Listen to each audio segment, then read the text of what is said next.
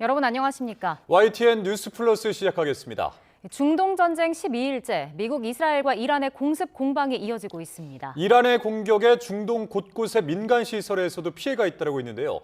이스라엘에 인접한 요르단에 가 있는 YTN 특파원 연결해서 현지 상황 들어보겠습니다. 조수여 특파원. 네, 요르단 암만입니다. 네, 오늘도 중동 곳곳에서 이란의 공격이 계속되고 있다고요? 네, 그렇습니다. 이 시각 현재 중동 각국이 이란의 미사일과 드론 위협에 대응하고 있습니다. 두바이 국제공항 인근에 이란 드론 2대가 떨어지면서 4명이 다쳤다는 소식이 조금 전에 추가로 들어왔습니다. 앞서 오전에는 카타르 도하에서 큰 폭발음이 울렸는데요. 카타르 정부는 안보 위협 수준이 매우 높다며 국민에게 실내에 머물 것을 당부했습니다. 또 사우디아라비아 국방부는 남서부 지역 유전으로 향하던 드론 7대를 격추했다고 밝혔습니다.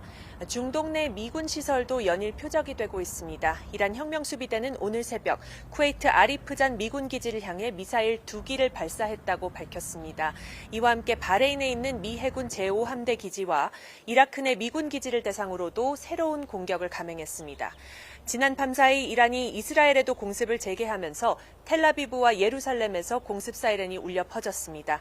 이란 측은 미국과 이스라엘이 자국의 주거 지역을 공격했다며 보복을 다짐했습니다. 네, 미국과 이스라엘의 움직임도 전해주시죠. 네, 헤그세스 미 국방장관이 어제 가장 격렬한 공습을 경고한 뒤에 미군과 이스라엘군이 테헤란을 집중 폭격했습니다. 이스라엘군은 이번 공습으로 이란 혁명수비대 군사학교 내 무기 연구개발 단지를 타격했다고 밝혔는데요. 한 테헤란 주민은 어젯밤 공습이 개전 이후에 가장 심각한 수준이었다고 말하기도 했습니다. 그 뒤 이스라엘은 오늘 이란과 레바논에서 공습을 이어가면서 레바논 수도 베이루트 중심가에 있는 아파트를 타격했습니다. 레바논 남부는 이란을 지지하는 헤즈볼라의 거점이어서 이 일대와 베이루트에서 이스라엘의 공세가 강화되고 있습니다. 전쟁이 12일째로 접어들면서 제가 와 있는 이곳 암만에서는 오늘도 오전부터 공습 경보가 잇따르고 있습니다. 네, 앞서 트럼프 미국 대통령은 전쟁이 곧 끝날 거다라고 했는데 이란과 이스라엘이 여전히 강경한 입장을 고수하고 있다고요?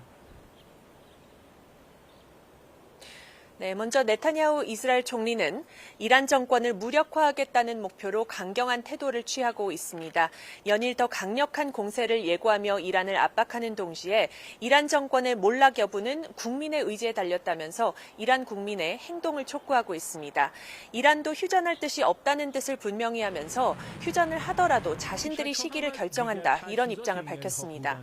이런 가운데 이란이 휴전 협상 중재를 제안한 모든 국가의 제안을 거부한 상태지만 협상 재개를 위해 미국의 몇 가지 조건을 요구하고 있다는 러시아 타스 통신 보도도 나왔습니다. 미국의 공격 재개 금지 보장, 대상금 지급 등을 요구하고 있다는 건데 관련 상황도 앞으로 좀 더 지켜봐야겠습니다. 지금까지 요르단 암만에서 YTN 조수연입니다. 이라마니 주 유엔 이란 대사가 현재 시각 10일 미국과 이스라엘의 공습으로 민간인 1,300명 이상이 사망했다고 밝혔습니다. 이라바니 대사는 미군과 이스라엘군이 의도적이고 무차별적으로 민간인과 민간 인프라를 표적으로 삼고 있다고 주장하며 이처럼 말했습니다. 이어 지난 2월 28일 전쟁 개시 이후 미국과 이스라엘 공격으로 65개 학교 및 교육기관과 주택 약 8,000채를 포함해 민간시설 약 10,000곳이 파괴됐다고 주장했습니다. 이란의 새 최고 지도자에 오른 무스타바 하메네이가 개전 첫날 공습으로 다쳐 은신 중인 것으로 알려졌습니다. 뉴욕타임스는 현지 시간 11일 무스타바가 최고 지도자로 추대된 지 사흘이 지났는데도 영상이나 대중 앞에 모습을 드러내지 않는 데에는 부상이라는 이유도 있다고 보도했습니다.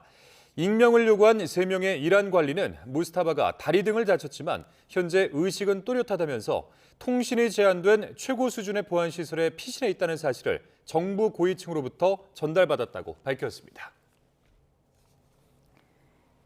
미 국방부가 이란 전쟁으로 미군 부상자가 140명에 이르고 8명은 중상을 입었다고 밝혔습니다.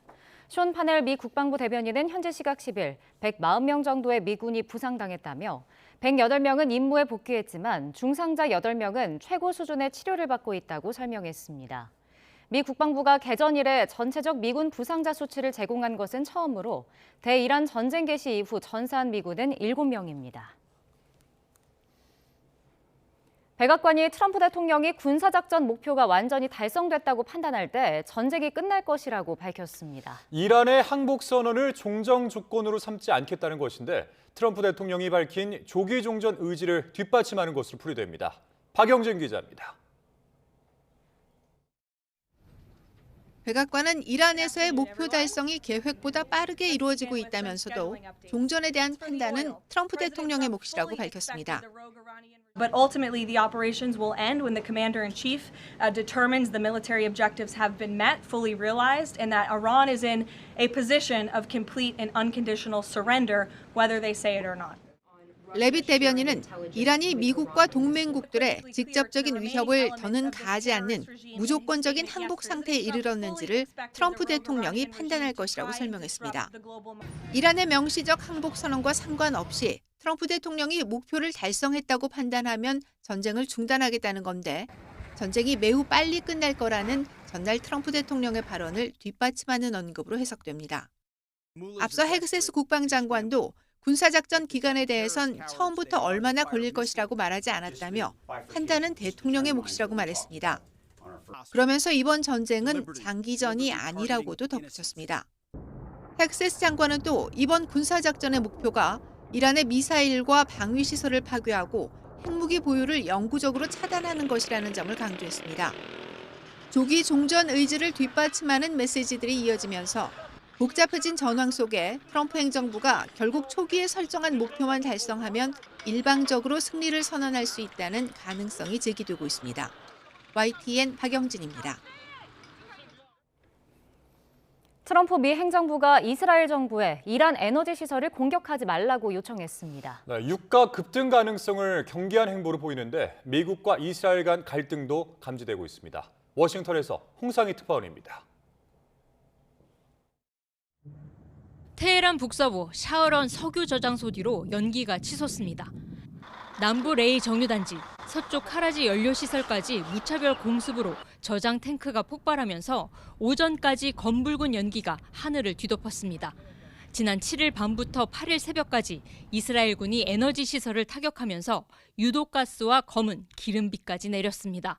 بالإجبار چون به ما حمله کردن مجبوریم جوابشون رو بدیم و هر مقدار این فشاری که اینا وارد میکنن بیشتر باشه قدرت برخورد ما طبیعتاً بیشتر خواهد. 이스라엘 언론은 트럼프 행정부가 이스라엘 정부에 이란의 에너지 시설을 더는 공격하지 말라고 요청했다고 보도했습니다. 이란 에너지 시설 공격이 이란 국민의 반미 감정을 자극하고 트럼프 대통령이 베네수엘라와 마찬가지로 전후 이란과도 석유 협력을 원하고 있는 것이 배경으로 꼽힙니다. 그러나 무엇보다 이란이 중동 지역 에너지 시설 공격으로 보복에 나설 경우 유가 급등과 경제 위기로까지 번질 수 있다는 우려 때문인 것으로 보입니다. As we continue Operation Epic Fury, we're also focused on keeping energy and oil flowing to the world. And I will not allow a terrorist regime to hold the world hostage and attempt to stop the globe's oil supply. 이란에 대한 전쟁이 시작된 이후 미국이 처음으로 이스라엘의 군사작전 제동에 나서면서 양국 간 갈등이 불거지고 있다는 분석도 나옵니다. 네타냐후 이스라엘 총리는 18조 원 규모의 국방 예산 추가 편성에 나서며 전쟁 장기화에 대비하고 있습니다. 전쟁이 곧 끝날 것이라는 트럼프 대통령의 발언에 이어 백악관도 목표가 완전히 달성됐다고 판단되면 대통령이 군사작전을 끝낼 것이라고 밝혀 이란 전쟁의 조기 종료 가능성을 열어놨습니다. 워싱턴에서 YTN 홍상입니다. 호르무즈 해협의 기뢰를 부설하려는 이란의 움직임이 포착되자 트럼프 대통령이 전례 없는 군사 공격에 직면할 것이라며 경고했습니다. 미군은 이란의 기뢰 부설용 선박 16척을 파괴했다며 SNS에 영상을 공개했는데 이란은 별다른 반응을 내지 않고 있습니다. 김잔디 기자입니다. 미국 중부사령부가 최근 공식 SNS에 올린 적외선 영상입니다. 선박 여러 척이 발사체에 맞아 폭발합니다. 미 중부사령부는 현지 시간 10일 이란 해군 선박 여러 척과 호르무즈 해협에서 활동하던 기뢰 부설 선박 16척을 폭파했다고 밝혔습니다. 트럼프 대통령은 이날 호르무즈 해협에서 이란의 기뢰 설치 가능성에 강경하게 대응하겠다고 밝혔습니다. 미군이 기뢰 부설용 보트와 함선들을 타격하고 있다며 이란이 기뢰를 즉각 제거하지 않으면 군사적 공격은 지금까지 본 적 없는 수준이 될 것이라고 경고했습니다. 앞서 미 CBS 뉴스는 이란이 호르무즈 해협에 기뢰를 부설하려는 움직임이 미 정보당국에 포착됐다고 보도했습니다. 이란이 기뢰를 2-3개씩 운반할 수 있는 소형 선박을 사용해 기뢰를 설치하고 있다고 전했습니다. 이란의 기뢰 보유량은 2,000에서 6,000개로 추정되는데 대부분 자체 생산했거나 중국, 러시아에서 들여온 것입니다. 기뢰는 바다에 설치해 선박이 접촉하거나 감응 신호를 받으면 폭발하도록 만든 재래식 무기입니다. 전 세계 원유 수송량의 20%가 통과하는 호르무즈에 기뢰를 설치할 경우 사실상 해협을 봉쇄하는 것과 같기 때문에 미국이 두려워하는 겁니다. 군사 전문가들은 기뢰 부설은 보통 수세에 몰렸을 때 너 죽고 나 죽자식의 극단적 상황에서 최후의 수단으로 사용하는 카드라고 설명합니다. 한번 뿌려놓은 기뢰는 아군배라고 봐주지 않고 유조선 등 상선도 지나치지 못하는 데다 파도나 조류에 밀려 흘러가면 자국 앞바다가 지뢰밭이 될 수도 있기 때문입니다. 하지만 이란으로선 호르무즈 해협 통제권을 지키는 게 전쟁의 승패뿐 아니라 체제 존망까지 달려있기 때문에 위험을 감수하고라도 극단적인 방식을 택한 것이라는 분석입니다. YTN 김재한입니다. 미국 해군이 호르무즈 해협을 지나는 상선을 호위해달라는 요청을 계속 거절했다고 로이터 통신이 소식통을 인용해 현지 시간 10일 보도했습니다. 보도에 따르면 해운업계는 지난달 28일 시작된 전쟁 초기부터 미국 해군에 호르무즈 해협을 지나는 상선을 군사적으로 보호해달라고 거의 매일 요청하고 있습니다. 이에 미국 해군은 아직은 이란의 공격이 위험이 너무 크기 때문에 호위할 수 없다는 입장을 해운업계에 밝힌 것으로 전해졌습니다.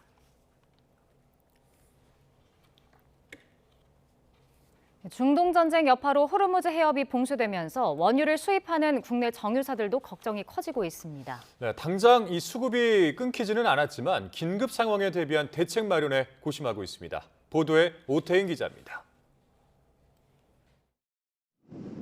수입한 원유를 보관하는 정유사 대형 탱크. 사흘에 한 번 200만 배럴, 3억 1,700만 리터를 공급받아 저장하는 곳입니다. 이곳을 포함한 울산에 있는 두 곳 정유사에서 하루 동안 정제하는 원유만 150만 배럴로 국내 하루 석유 사용량 절반이 넘습니다. 그만큼 수급 차질에 누구보다 예민한 상황. 아직은 이란이 봉쇄하기 전 호르무즈 해협을 통과한 유조선이 속속 도착해 당장 공급이 끊기지는 않았습니다.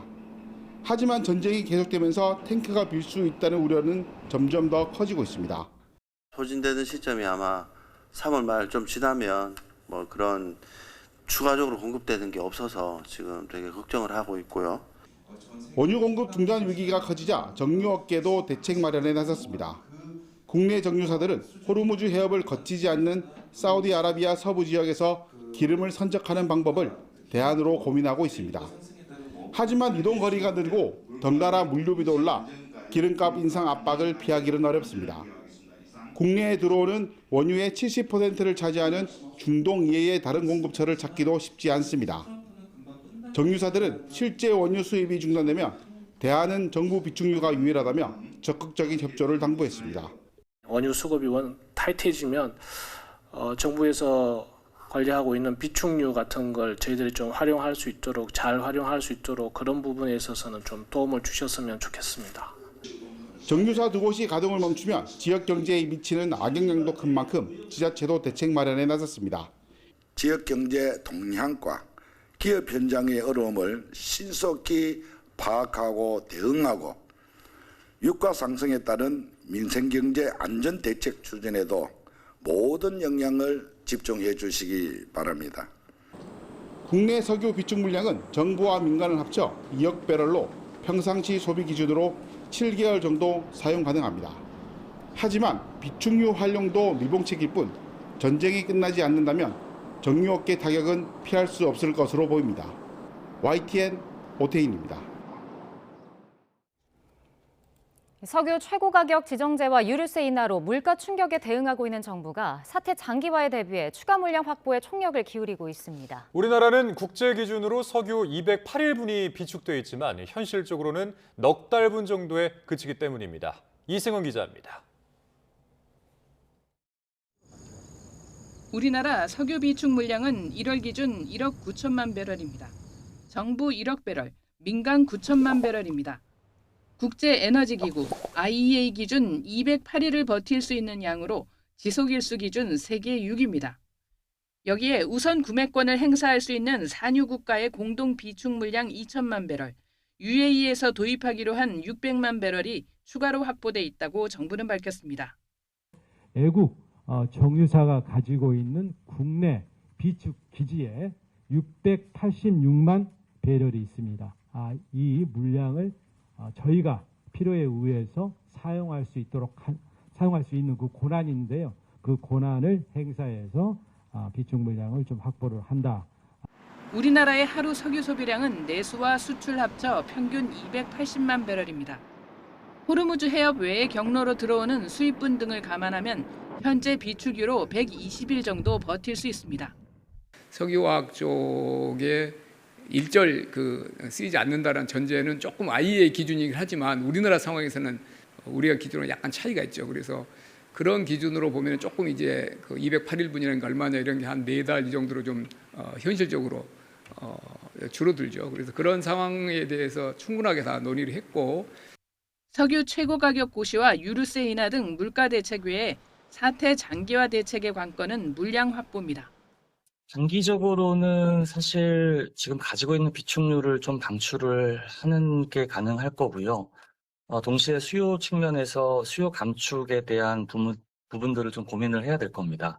다변화에 대한 부분들은 중장기적인 과제를 가지고 노력해야 되는 사안이다. 호르무즈 해협을 통과하지 않는 대체 지역 물량 확보는 물론 석유공사 해외 생산분 도입, 원전과 재생에너지 등 대체 에너지원 확대 방안도 함께 검토되고 있습니다. YTN 이승은입니다. 최근 일부 알뜰 주유소가 시장 분위기에 편승해 단기간에 과도하게 가격을 올려 논란이 된 것과 관련해 한국석유공사가 국민에게 사과했습니다. 손주석 석유공사 사장은 사과문에서 알뜰 주유소에서 단기간 급격히 판매 가격을 인상한 사례가 일부 발생해 국민 여러분께 실망과 불편을 끼쳐드렸다며 공사 사장으로서 무거운 책임감을 느끼며 깊이 사과드린다고 밝혔습니다. 논란이 된 알뜰 주유소는 지난 5일 경유 가격을 전일 대비 606원을 일시에 인상해 전국 인상폭 1위를 기록하기도 했습니다. 구윤철 부총리 겸 재정경제부 장관이 정부가 도입하려는 석유 최고 가격제와 관련해 2주 단위로 시장 상황을 봐가면서 운영하겠다고 밝혔습니다. 구 부총리는 국회 재정경제기획위원회 전체 회의에서 전쟁 상황 이전의 유가와 지금 올랐을 때 적정한 정도를 고려해 최고 가격을 설정하면 보조금 자체는 높아지지 않을 것이라면서 이같이 말했습니다. 유가가 어느 수준이면 가격 상한제를 처리할 수 있느냐는 질의에는 설정한 가격보다 안정화돼 내려오는 경우이며 1,800원대가 되지 않을까 한다고 답했습니다. 경북 성주에 배치된 고고도 미사일 방어체계 사드 발사대가 기지에서 떠나는 모습이 확인됐습니다. 발사대 6대가 모두 빠져나간 뒤 오산 공군기지에 있던 미국의 대형 수송기들이 우리나라를 출발했는데 모두 중동으로 향한 것으로 보입니다. 김문경 기자입니다. 지난 3일 새벽 고고도 요격미사일 사드가 배치된 경북 성주군 초전면입니다. 마을에 설치된 CCTV에 발사대 6대가 계속 빠져나가는 모습이 담겼습니다. 성주 사드 기지에는 발사대 6대로 구성된 1개 포대가 배치됐는데 모두 기지를 떠난 겁니다. 목적지는 알려지지 않았지만 발사대 모두 중동으로 향한 것으로 보입니다. 사드 반출 전후 미 7공군 사령부가 있는 오산 기지에는 미군의 C-17과 C-5 대형 수송기들이 집결한 것으로 파악됐는데 오산 기지에서 출발한 일부 수송기는 알래스카 기지를 거쳐 대서양을 넘은 것으로 알려졌습니다. 성주 기지에서 반출된 사드와 함께 오산 기지에 있던 저고도 요격미사일 패트리엇 일부도 중동으로 향했을 것으로 보입니다. 중동 내 미군 기지에 대한 이란의 미사일 공격이 강화되자 순환 배치에 나선 모습인데 국방부는 연합 방위 태세는 문제가 없다는 입장을 밝혔습니다.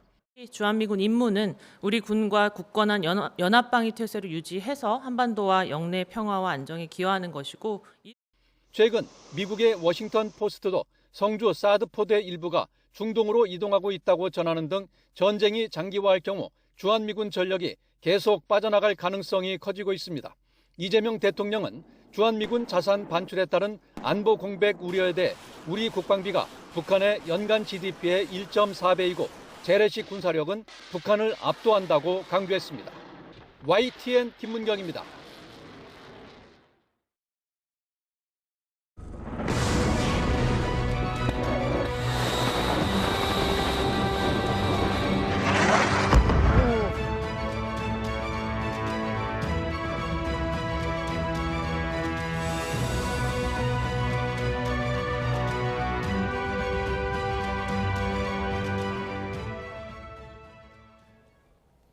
네, 미 국방부가 가장 강력한 공습을 예고한 이후 이란 수도 테헤란에 강도 높은 공격을 퍼붓고 있습니다. 이란이 기뢰 설치 징후를 보이고 있고 또 아랍에미리트에 있는 중동 최대 정유시설도 가동을 중단하면서 글로벌 에너지 위기가 고조될 가능성이 높아졌습니다. 성일광 서강대 유로메나 연구소 교수 이인철 참 좋은 경제연구소장과 함께 관련 내용 자세히 짚어보겠습니다. 어서 오시죠. 어서 오십시오. 네, 미국이 가장 격렬한 공습을 예고한 후에 이제 이란 테헤란에 집중 공습을 했습니다. 뭐 개전 후에 가장 심각한 공습이었다 이런 내용이 전해지기도 하는데 이렇게 수위를 좀 높여가는 이유 어디에 있을까요? 아무래도 트럼프 대통령의 출구 전략 얘기 이후에 지금 미국의 대이란 공습의 수위가 높아지고 있는데요. 네.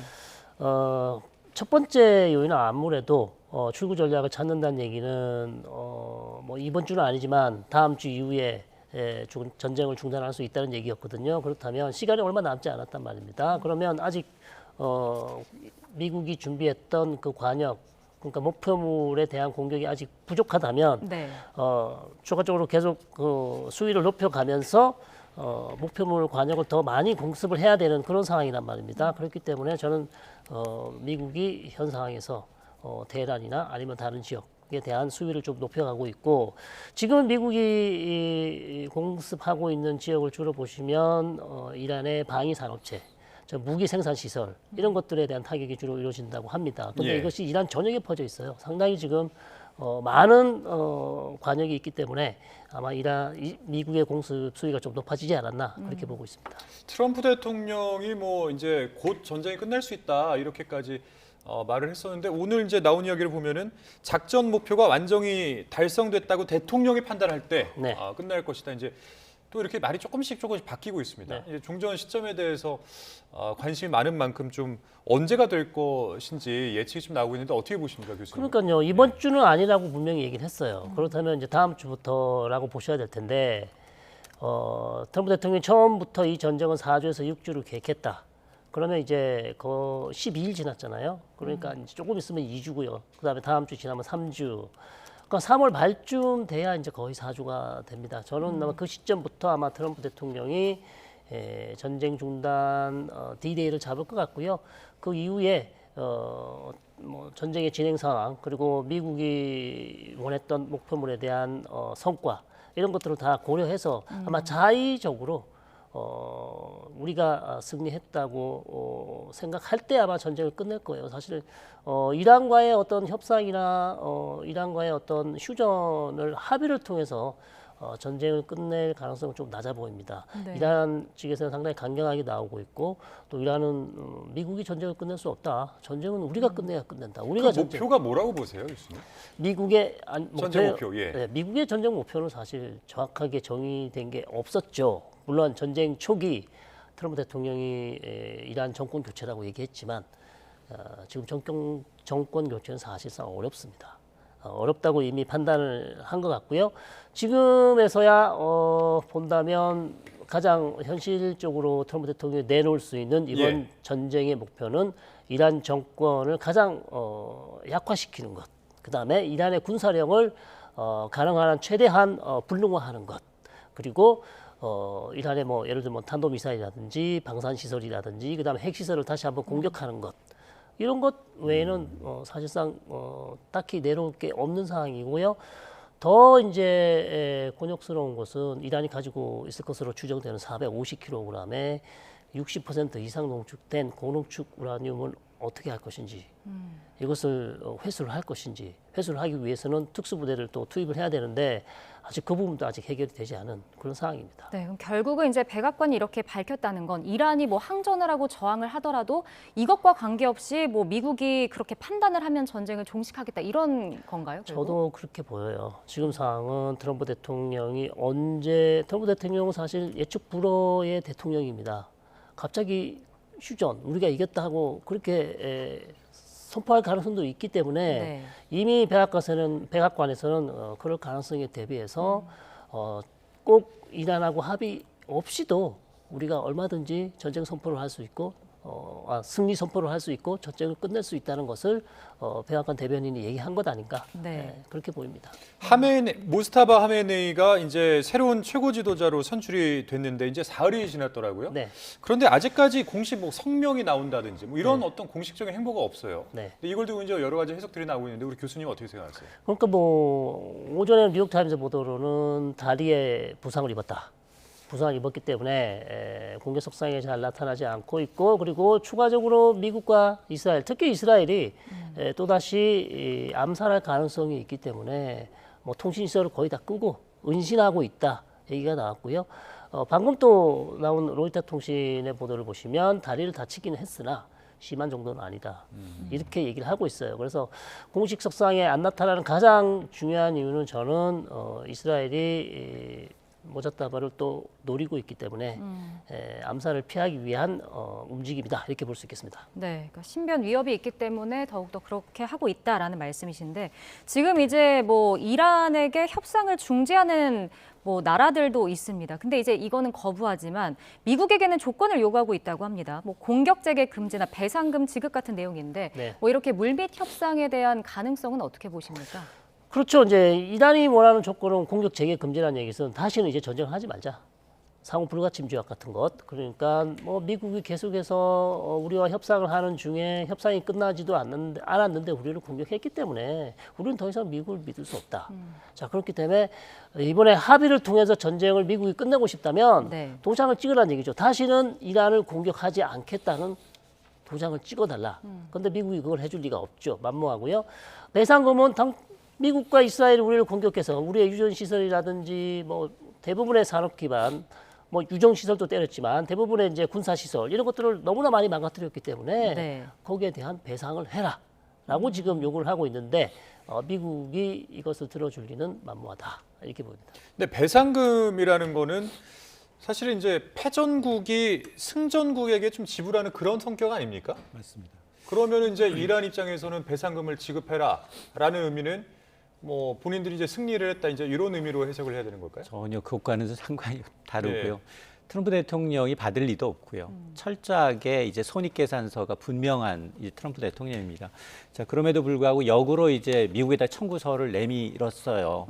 뭐 다시 전쟁하지 말자라는 약속 받아내겠다라는 거하고 배상금을 달라라는 얘기인데 어쨌든 미국은 어떤 테러 지원에 대한 응징한 결과이기 때문에 100% 거부할 가능성도 높아 보일 뿐만 아니라 그걸 뭐 단칼에 거절할 것을 알고 있으면서도 이런 제안을 했다라는 건 아무래도 앞으로 뭐 제재 완화라든가 또 아니면은 이제 자산 동결에 대한 어떤 이제 해제에 대한 어떤 실질적 이득을 얻어냄과 동시에 그리고 이제 강력한 뭐 이제 어떤 이 자군의 강경파를 좀 달래기 위한 수순이 아니냐라는 건데 근데 이런 얘기가 나오는 것 자체가 밖으로는 굉장히 지금 험한 말들이 오고 가고 있잖아요. 그럼에도 불구하고 지금 아마 CIA를 통해서 제3국을 통해서 아마 종전 조건에 관한 협상이 이루어질 수 있다라는 보도가 나온 적이 있거든요. 그러니까 아마 이런 이제 이 협상이 진행 중인다라는 걸 좀 알려주는 시그널이 아닌가라는 생각을 합니다. 그러면 이제 반대로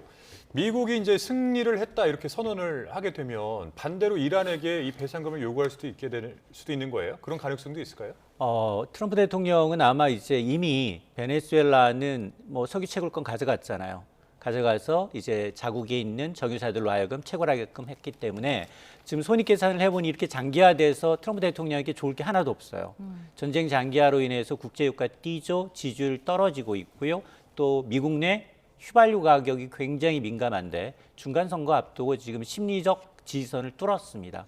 배럴당 3달러가 마지노선이었어요. 갤런당. 미국은 갤런이라는 표현을 쓰는데 갤런당 3달러 선을 넘어서서 지금 평균 가격이 4달러에 육박을 하고 있고요. 아마 서부 지역을 가보시게 되면 유가가 지역별로 조금 다른데 가장 비쌉니다. 6달러에 근접한 곳도 있어서 이걸 가능한 한 빨리 국제 유가를 좀 내려야 해요.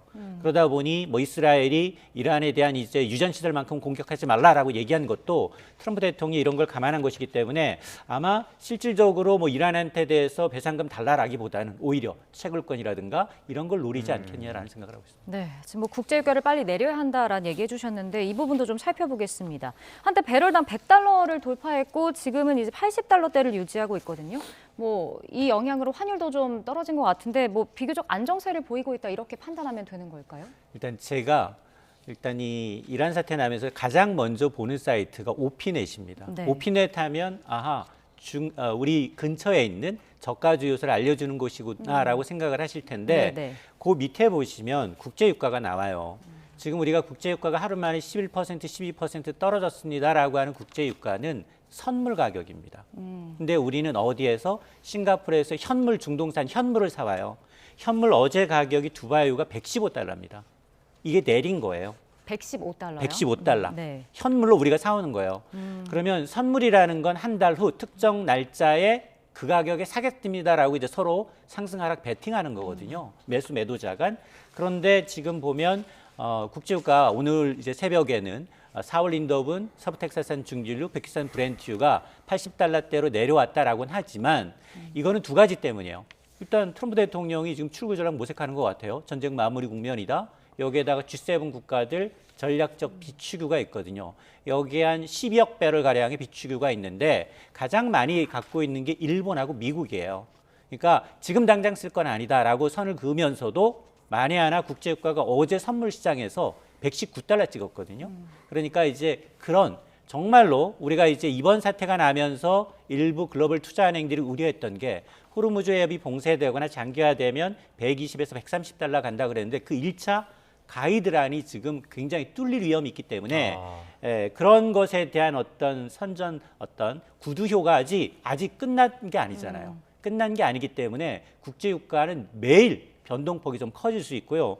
특히 지금 보면 83달러대였던 서부 텍사스 중진류 가격이 지금 현재 4달러 넘게 오르고 있습니다. 87달러대예요. 선물은 24시간 거래됩니다. 거래되다 보니 이 뉴스가 반영이 되면서 지금 아마 오늘 국내 증시 보셨던 분들 아실 거예요. 야, 갑자기 2시 되니까 상승하던 게 팍 상승폭이 줄어요. 코스닥은 마이너스로 완전을 했어요. 여기에 가장 큰 뉴스가 앞서 YTN을 통해서 보도가 됐는데 버즈 두바이, 이 관광 도시, 국제적인 도시가 이 드론 공격을 받았다라는 소식과 더불어서 여기에다가 미국의 지금 사모펀드 시장이 좀 이상해요. 여기도 지금 환매 요청으로 인해서 조금 주춤주춤하고 있는데 그런 뉴스가 복합적으로 작용하면서 아마 지금 사실은 장마감 이후에 오라클이라는 회사가 어제 장마감 이후에 실적을 발표했는데 실적이 너무 좋아요. 3분기 실적도 좋고 올해 실적 전망도 상향 조정을 해서 주가가 시간외 거래에서 8에서 9% 올랐어요. 그러니 나스닥 선물과 S&P 선물, 글로백스 선물 지수가 크게 올랐는데 지금은 마이너스로 돌아섰거든요. 이런 뉴스가 실시간으로 반영되고 있기 때문입니다. 그러면 국제 유가가 결국 안정세로 접어든 게 아니고 변동성은 아직 크게 많이 남아있다라고 봐야 되네요. 전문가 열의 아홉은 국제 유가의 변동성은 트럼프가 어떻게 하느냐에 달려있다. 특히나 이제 중동 호르무즈 해협이 어떻게 해결되느냐에 달려있다라고 봅니다. 그 아랍에미리트에 있는 중동 최대 정유 시설이 또 가동을 이란의 공격으로 인해서 중단을 했는데 여기에서 지금 생산하는 그 석유 생산량이 한 40만여 배럴이라고 하더라고요, 하루에. 맞습니다. 뭐 이런 부분들도 장기적인 어떤 유가 변동성을 좀 부채질하는 건 아니겠습니까? 맞습니다. 여기가 세계 4위 정유 시설이에요. 아랍에미리트에 있는 루아이스 산업단지라고 하는데 드론 공격으로 공장이 멈췄습니다. 사실 하루 40만 배럴이라는 그 상징성보다 지금 호르무즈 해협 안에 들어가면 쿠웨이트는 다 막혀 있어요. 쿠웨이트사는 그 해협을 통해서 나와야 돼요. 그러니까 이미 셀프 감산에 들어갔어요. 더 생산을 하더라도 이미 저장할 수 있는 저장 공간이 포화 상태여서 불강력적으로 생산을 못하겠다라고 얘기한 상황이고 여기에다 아랍에미레이트, 사우디까지 일부 공장을 지금 멈추고 있습니다. 그러다 보니 지금 살 사람은 많은데 사재기해야 될 국가는 많은데 이 중동산만 바라보고 있는 국가들이 전부 다 세자기하다 보니까 지금 현물 가격이 앞서 선물 가격보다 한 30~40% 높은 가격에 프리미엄을 얹어서 반영이 되고 있거든요. 이 얘기는 뭐냐? 만에 하나 이게 지금 뭐 계속해서 만에 하나 호르무즈 해협을 지나는 유조선이 정말로 이란이 타격을 가해서 이제 그 수급에 문제가 생겼다라는 소식만 전해지면 국제유가는 언제라도 세 자릿수로 튈 수 있습니다. 지금 뭐 이렇게 정유라든지 에너지 분야의 불확실성이 좀 큰 상황인데 트럼프 정부가 이스라엘의 이란 에너지 시설을 추가로 공격하지 말라고 요청을 했습니다. 네. 결국 이것도 유가 급등으로 이어지는 상황을 막기 위해서라고 봐야 될까요? 그렇습니다. 또 어떤 보도를 보시면 근데 사실 이거 미국과 같이 얘기를 다 된 건데 이스라엘이 공격했는데 미국은 뭐 처음에는 하라 그랬다가 입장이 곤란하니까 나중에는 이스라엘 쪽에다가 공격하지 마라라고 조금 쓴소리를 했는데요. 가장 큰 이유는 뭐 자연 환경제도 또 있고 그다음에 여기 보시면 뭐 트럼프 대통령이 혹시 이란과의 협상이 잘 돼서 이란 정유 시설이나 이란 원유와 같은 이런 사업을 또 하고 싶은 생각도 있나 봐요. 그래서 그런 부분에 있어서 이스라엘이 갑자기 정유 시설을 공격하면 나중에 사업하기도 힘들지 않습니까? 그래서 그런 부분 때문에 또 공격을 하지 말라고 얘기했다는 그런 보도도 있고. 네.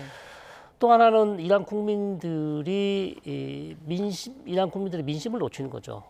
사실 이란이라는 국가가 오랫동안 제재를 받아왔고 국가 수입의 가장 중요한 산업은 정유 산업인데 이것을 이스라엘이나 미국이 공격을 해서 타격을 준다면 트럼프 대통령으로서는 이 전쟁이 이란 국민들을 위한 전쟁이라고 얘기를 해왔는데 이 사람들의 어떤 가장 중요한 산업을 공격했기 때문에 이란 국민들에게 상당히 지탄을 받을 수 있기 때문에 그렇게 했다는 보도가 있습니다. 그러면 이제 이스라엘하고 미국이 공동으로 이 작전을 진행하고 있는 상황에서 뭐 이스라엘이 그렇게 공격을 했다고 한다면은 이런 것을 굳이 언론에 알리지 않고 이제 서로 어떤 물밑에서 이제 뭐 하지 마라, 뭐 해라 이제 이렇게 할 수 있을 것 같은데 언론에 공개한 이유도 어떻게 보면은 대외적으로 좀 안정성을 주기 위한 조치라고 볼 수 있겠죠. 그렇습니다. 그 초기에는 사실 이것은 이스라엘 단독으로 공격한 게 아닌가 이런 보도가 많았어요. 그래서 미국과 이스라엘 간의 어떤 불협화음이다. 같이 전쟁을 시작했지만 목표가 다르기 때문에 약간의 이견차를 보이는 것 아닌가라고 이제 그렇게 봤는데요. 최근에 보도를 보시면 사실 그렇지 않다. 이 정유시설 공격도 미국과 이스라엘이 잘 조율을 돼서 했던 공격이다. 이렇게 또 얘기가 나오고 있어요. 그렇기 때문에 이 부분은 사실 저희가 언론 보도 말고는 다르게 참고할 게 없습니다. 그래서 실제 두 국가 간에 어떻게 조율이 됐는지 아직까지는 알 수가 없는 그런 상황입니다. 지금 뭐 트럼프 대통령 같은 경우는 11월에 중간 선거를 앞두고 있기 때문에 여기에 악영향 미칠 수 있는 부분에 생각 안 할 수 없을 것 같거든요. 결국은 유가가 상승하면 물가 인상으로 이어질 수 있잖아요. 이 부분이 가장 신경 쓰이는 부분일까요? 맞습니다. 그래서 저는 사실은 뭐 G7이 전략적 비축유를 방출하는 것보다 트럼프 대통령이 자국의 휘발유 값을 내리기 위해서 내놓는 조치에 더 관심을 가질 수밖에 없는데 사실 전략적 비축유는 미국도 충분치는 않아요. 보통 적정량이 지금 한 60% 선에 있어요. 4억 1,500만 배럴. 오히려 일본이 더 많은 전략적 비축유를 지금 비축하고 있는 상황이거든요.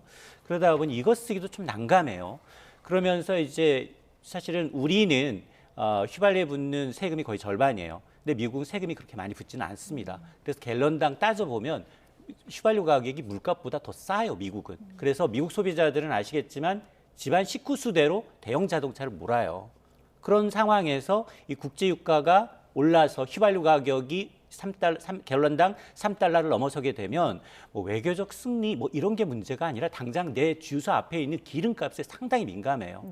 그래서 아마 지금 뭐 이스라엘의 이제 이란 이제 이 정유시설 공격이 또 이제 하지 말아라. 그다음에 이제 오펙을 통한 이제 증산까지도 압박을 할 가능성이 높은데 저는 이제 특히 어떤 걸 주목하고 있냐면 트럼프 대통령 내 행정부 내에서는 이게 지금 앞서 제가 이제 국제유가의 기준이 선물 가격이라고 했잖아요. 그러면 미 재무부가 발권력을 동원해서 선물 시장에 쩐주로 들어가서 그걸 하락으로 이제 만들겠다는 겁니다. 달러 발권력을 갖고 있으니 선물 시장에 하락으로 베팅하게 되면 쩐주가 굉장히 거대한 전주, 이거 선물 시장이라는 건 돈 많은 사람들이 굉장히 유리합니다. 네. 그러니까 그 시장에서 끌어내리겠다는 생각을 하고 있는데, 근데 200년 자본주의 역사상 미국에서 정부가 나서서 선물 시장에 들어가서 전주 역할을 한 적은 없어요. 그러다 보니 그렇지 않아도 지금 통상 정책도 이게 지금 대통령의 권한인가에 대해서 대법원이 브레이크를 걸어 있는 상황인데 전쟁도 마찬가지고요. 이것도 마찬가지 문제가 될 수 있기 때문에 아마 나중에 최후의 보루로 쓸 수는 있겠지만 아직은 빨리 어쨌든 기름값을 안정시키기 위해서 지금 종전 가능성을 언급했기 때문에 중동 전쟁이 확전된다 하더라도 기름값만은 많겠다라는 게 중간 선거를 앞둔 트럼프 대통령이 확실한 입장입니다. 근데 우리나라 같은 경우는 지금 앞서 이제 저희가 보도도 해드렸습니다만은 정부 비축류가 넉 달 정도 양을 이제 가지고 있다. 그러면서 이제 이 이야기가 나온다라는 거는 이제 비축류도 대안으로 꼽고 있다. 이제 이런 의미 아니겠습니까? 맞습니다. 일단 이제 비축유 문제를 보게 되면 이제 이 국제에너지기구의 비축은 정말 아껴 썼을 경우 정말 필수 시설의 최소한의 소비만을 가정하게 되면 우리가 이제 208일분 한 이제 6개월 정도, 6, 7개월 정도 갖고 있다라는 얘기인데, 근데 우리가 그냥 필수 시설만 돌리는 게 아니잖아요. 네. 지금 그렇다고 해서 우리가 뭐 자가용 오브제하고 있는 것도 아니잖아요. 일반적으로 그냥 평상시처럼 생활하고 뭐 공장 가동하고 물류 가동한다 이럴 경우에는 국제에너지기구는 한국의 하루 평균 소비량을 한 200만 배럴로 봤지만 그러나 우리가 평상시처럼 공장 굴린다면 한 280만 배럴. 그러다 보니 저거 지금 한 1억 9천만 배럴 플러스 한 2억 배럴까지 확보를 할 수 있겠는데 그게 기껏 해봐야 한 2달 남짓 68일분이다라는 얘기고요. 또 하나 그러다 보니 지금 나오고 있는 게 그러면 최고 가격 지정하겠다. 또 하나 카드가 이제 이 유류세 할인해 주겠다라는 거거든요. 이번 주 내로 나올 것 같아요. 그래서 저는 이제 방송하면서 늘 기름 조금 이번 주 후반 정부가 발표하는 거 보고 나오십시오라고 얘기하고 있는데 앞서 지금 구윤철 경제부총리가 가이드라인을 줬어요. 네. 일단은 기본적으로 전쟁 이전 수준으로 이제 휘발유 가격을 낮추는 게 목표이니까 1,800원 아래로 내려갈 때까지 가이드라인을 주겠다는 겁니다. 그 우상을 넘어가게 되면 일단은 최저 가격 상한제는 해제가 되는 거고요. 특히 2주 단위로 일반 주유소가 아니라 정유소의 공급 가격에 대해서 가이드라인을 주겠다는 거거든요. 이걸 위반하게 되면 2년 이하의 징역, 2천만 원의 벌금에 처하기 때문에 아마 이제 정부가 이 대책을 내놓게 되면 지금 1,900원대거든요. 서울 평균이 1,940원, 전국 평균이 1,904원이기 때문에 네. 적어도 100원 이상 휘발유 가격이 이 대책이 나온 이후로 낮아질 수 있다. 정부가 지금 지난 6일부터 매점 매석, 폭리, 담합 지금 조사 들어가니까 상승분이 좀 주는 거고요. 오늘 모처럼 내린 거거든요. 아마 이거를 세금으로 깎아주는 것이고 이게 가이드라인을 준 것이기 때문에 아마 굉장히 주유소의 이제 가격이 내려갈 가능성이 좀 높아 보이고 네. 또 하나는 이제 전략적 비축유 앞서 얘기했습니다만 한 열흘분 정도 2천만 배럴 정도는 이제 방출할 것까지 플랜 B로 세워놓고 있는 상황이고요. 또 하나가 유류세 인하 카드예요. 지금은 휘발유의 경우에는 세금을 7% 깎아주고 있습니다. 그런데 이게 시행령만으로도 37%까지 깎아줄 수 있는데 이렇게 되면 최고 한도로 깎아주게 된다면 휘발유 가격 리터당 300원 이상 낮아져요. 그러니까 이걸 한꺼번에 쓰지는 않을 겁니다. 예. 왜냐? 이게 플랜 A, 플랜 B, 플랜 C가 있어야 하잖아요. 언제든지 국제유가는 튈 수 있기 때문에 가장 먼저 사용하는 건 이제 최고 가격 지정제. 이후 봐가면서 아마 이제 최저 가격 지정제를 하더라도 손실 본 만큼 재정으로 투입해야 되기 때문에 아마 추경 얘기가 나올 수밖에 없는 상황입니다. 네. 근데 지금 이런 상황에서 이란이 또 호르무즈 해협에 기뢰를 설치하기 시작했다 이런 보도가 나오고 있습니다. 뭐 사실상 해협 봉쇄라는 건데 이게 설치가 되면 당연히 트럼프 대통령은 이제 제거를 해라. 안 그러면 전례 없는 규모의 군사 공격에 직면할 거다 이렇게 경고를 했거든요. 네. 만약 설치되면 어떻게 되는 건가요? 설치 움직임을 보였고요. 미국 정보당국이 미리 파악을 했고 선제적 조치로 설치할 수 있는 선박 17대를 아마 미군이 공격을 한 것 같아요. 제거를 했습니다. 그래서 현재로서는 큰 문제는 없어 보이는데 기뢰를 설치하면 제거하기가 너무 어렵습니다. 물 위에 떠다니고요. 그리고 물리적으로 사실상 이제 기뢰를 설치하게 된다면 어떠한 선박도 사실 들어갔다가 나올 수가 없는 상황이 됩니다. 지금은 사실 기뢰를 설치하지 않고 이란 혁명수비대가 들어가는 선박에 대해서 공격을 하겠다고 했기 때문에 네. 다른 선박들이 다 피해가는 거죠. 그래서 물리적으로는 사실 봉쇄를 한 건 아니에요. 그러나 어느 선박도 지금 혁명수비대 위협 때문에 섣불리 들어가지 못하는 상황인데 물리적으로 기뢰를 설치하게 되면 이제 이거는 상황이 더 악화될 것이고 세계 경제에 미치는 영향은 더 커지겠죠. 그러다 보니까 트럼프 대통령은 재빨리 이런 위협을 제거하기 위해서 선제적 조치를 취한 게 아닌가 그렇게 보입니다. 그러니까 이게 지금 설치를 한번 하게 되면은 제거는 쉽습니까 그러면? 제거도 어렵죠. 물 위에 계속 떠다닙니다. 그래서 제거 작업이 상당히 어려워요. 이게 한 곳에 떠 있는 게 아니고 파도에 휩쓸리면서 계속 움직이는 것이기 때문에 한번 설치하게 되면 제거하는 게 상당히 어렵다 이렇게 알려져 있습니다. 그러니까 뭐 레바논 입장에서도 이제 이스라엘의 휴전을 제안했다고 하고 이스라엘은 이를 또 거절했다고 전해지고. 네. 이란은 또 기뢰를 설치하고 있고 지금 이게 이제 어떻게 끝날지 도저히 좀 감도 안 잡히고 있는 상황인데 네. 이란은 왜 이렇게까지 하는 걸까요? 자, 이란은 이제 트럼프 대통령이 출구 전략을 얘기했고 만약 시간이 얼마 안 남았다고 생각한다면 지금 미국도 공세 수위를 올리고 있잖아요. 그럼 이란 입장에서도 얼마 남지 않은 시간에 최대 성과를 내고 최대 압박을 하기 위해서는 자신들이 쓸 수 있는 모든 수단을 이번에 한번 마지막 남은 이 시기에 써보겠다는 것이고요. 레바논 같은 경우는 이스라엘하고 전쟁을 하고 있는데요. 이스라엘은 이번 기회에 헤즈볼라를 또 한번 확실히 제거하고 싶을 거예요. 그러니까 헤즈볼라가 휴전을 제안해도 받지 않을 것이고 이란 전쟁과 별도로 갈 겁니다. 이란 전쟁이 끝나더라도 레바논 전쟁은 계속될 가능성이 높다 이렇게 봅니다. 네, 그리고 지금 경북 성주에 배치가 된 사드 발사대가 또 기지에서 빠져나갔다 이런 소식이 들려왔습니다. 뭐 중동으로 향한 것으로 보이는데 뭐 이렇게 되면 우리 안보 공백이라든지 연합 방위 태세에는 문제가 없는 걸까요? 네, 이 부분은 상당히 우려하시는 분들이 많이 있는데 네. 미국의 상황이 상당히 절박합니다. 힘들어요. 왜냐하면 거의 한 20개 국가가 지금 이란으로부터 탄도미사일과 드론 공격을 받고 있어요. 그럼 이런 국가들을 미국이 보호해 줘야 되거든요. 특히 걸프 국가들이 얼마나 힘듭니까? 자, 그렇기 때문에 지금 벌써 12일 동안 계속해서 요격을 해왔고 이란이 계속해서 탄도미사일을 계속 공격하고 있는 상황이기 때문에 특히 사드나 패트리어트나 이런 요격 미사일이 너무너무 부족합니다. 네. 그래서 지금 한국만 차출하는 게 아니고요. 곧 아마 다른 지역에 유럽이나 다른 지역에 있는 사드나 패트리어트도 차출할 가능성이 상당히 높습니다. 그래서 근데 군사 전문가들이 하는 얘기는 이거 빼가는 거 기분은 안 좋지만 미국이 상당히 어려운 상황에 있기 때문에 우리가 능동적으로 빼주고 그 다음에 차후에 이런 문제가 또 발생하게 되면 사드나 패트리어트를 차출해 갈 때는 반드시 이와 비슷한 유의 어떤 방공망을 하나 대체로 한국에 따로 배치해 주는 방안 그런 방안을 좀 요청할 필요가 있고요. 좀 능동적으로 우리가 대처해야 되지 않을까 저는 그렇게 생각합니다. 근데 이제 우리나라는 그런데 미국이 지금 일본에다가는 자위대 파견을 요청할 가능성이 있다 이런 네. 얘기가 또 나오더라고요. 근데 이거는 또 가능성이 있는 겁니까? 근데 일본 쪽에서 아마 좀 긍정적으로 이미 얘기를 했다는 보도가 있었어요. 이미 얘기를 했고 미국이 요청하면 우리는 얼마든지 파견할 수 있다라는 아마 그런 발언을 했던 것 같은데요.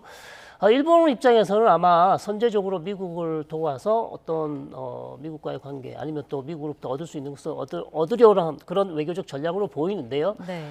설사 또 우리에게도 사실 영향을 주죠.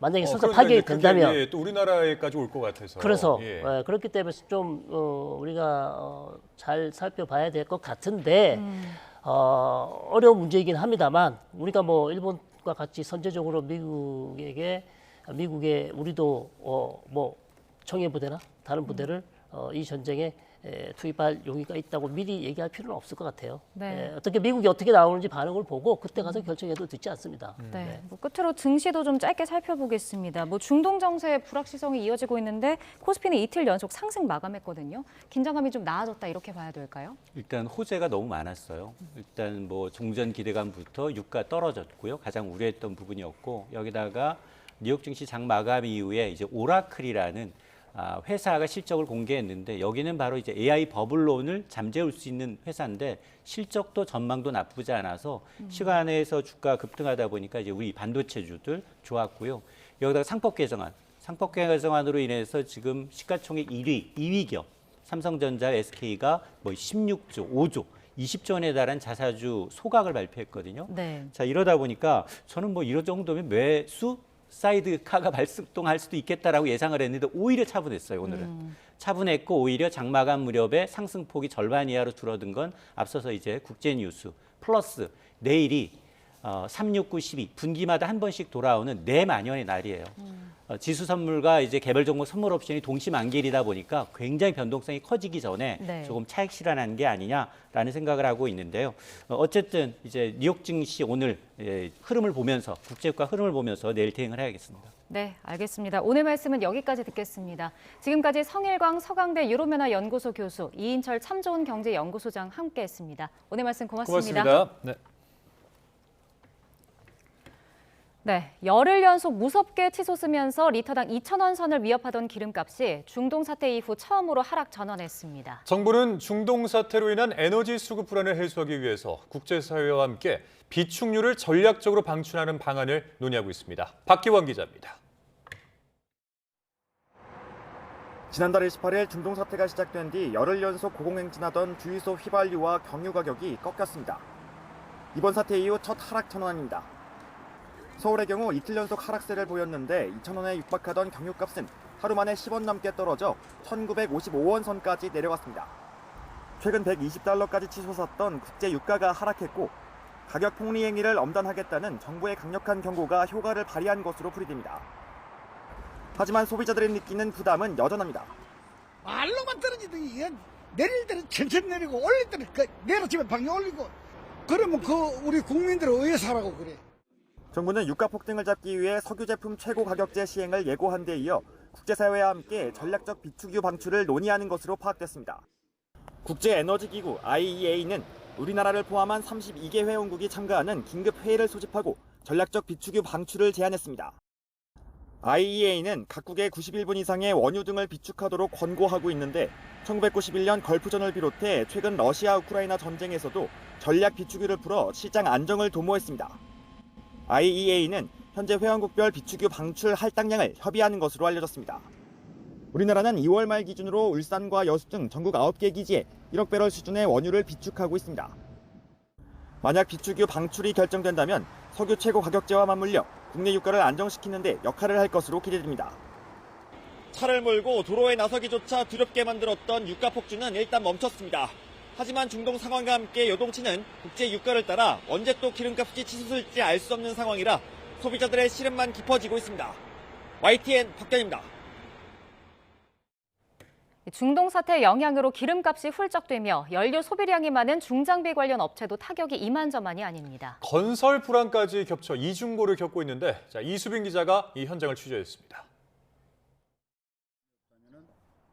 주차장 한쪽에 대형 기중기들이 일렬로 줄지어 섰습니다. 공사장에서 또 조선소에서 이리저리 바삐 작동해야 할 시간이건만 여기 이렇게 덩그러니 놓여 있습니다. 역시 기름값 때문입니다. 이 차고지에서 차가 이렇게 정체되어 있으면 안 돼요. 이 자들은 현장을 가서 현장에서 작업을 해야 되는 그런 장비들인데 지금 나가지를 못하고 다 이렇게 있는 상태에다가 엎친 데 덮친 격으로 기름값까지 올라버리게 되면은 나름대로 경쟁이 사업자 측에서는 사업하기가 힘들어지죠. 기중기 가동에 드는 기름값은 물론 작업 장소까지 옮기는 데 드는 비용도 만만치 않습니다. 고유가에 오히려 손해를 보는 경우도 많습니다. 이 25톤 기중기에 들어가는 기름만 300리터입니다. 중동 사태 이후로 기름값이 오르면서 하루 주유 비용만 약 15만 원 넘게 늘었습니다. 상업용 화물차처럼 유가 보조금을 받을 수도 없습니다. 저희가 장비 캐피탈, 보험료, 직원 급여 이것저것 부대 비용이 많이 발생되는데 중동 사태 이후 기름값이 많이 상승하여서 앞으로 얼마나 더 힘들지 고민이 되고 있습니다. 계속되는 건설업 불황에 고유가까지 덮치며 생활고를 걱정해야 할 처지입니다. 요즘에는 경기도 좀 불황이고 이해도 그래서 얼마 없는데 장비 임대료는 그대로인데 기름값이 많이 오르고 그러다 보니까 장비하는 입장에서는 좀 많이 힘든 것 같아요. 건설 현장 곳곳에서 다시 힘찬 엔진음을 들을 수 있기를 중장비 업체들은 피말리는 하루하루를 보내고 있습니다. YTN 이수빈입니다. 내일도 일교차 큰 초봄 날씨가 이어지겠습니다. 아침까지는 서울이 1도로 출발하는 등 쌀쌀하겠는데요. 한낮이 되면 서울 13도, 대구는 12도까지 올라서 온화하겠습니다.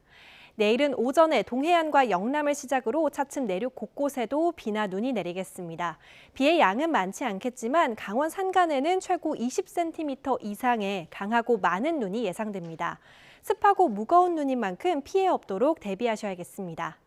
밤 사이에는 또다시 국외 미세먼지가 유입되겠습니다. 내일 서쪽을 중심으로는 종일, 그 밖에 동쪽 지역은 오전까지 초미세먼지 농도가 나쁨 수준을 보이겠습니다. 날씨였습니다.